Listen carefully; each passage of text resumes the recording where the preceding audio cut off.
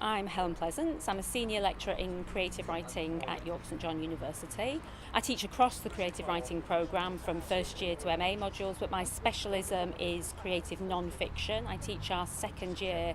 module Writing Reality about creative non-fiction, but I also write prose and teach other prose forms as well. So the book that changed my life is Carolyn Steedman's Landscape for a Good Woman, which when it was first published in 1986 I think was utterly groundbreaking for what it did with memoir, and using memoir to take us into the past and to reinterpret the past and to tell us that the past is always open to reinterpretation, is always made up of lots of small stories, and the more of those small stories we have, the better grasp of the past we have. So the piece of my own work that I'm really excited about at the moment is a novel called Science Lessons, which I actually wrote about 12 years ago as a contemporary novel, and I'm just revisiting it now, and it's because it feels like a historical novel because so much has changed in those 12 years, particularly the whole social media revolution, smartphones, my characters, the way they interact with text just feels so archaic, but it just feels to me like it's about a moment where we're on the cusp of this really strange shift in reality.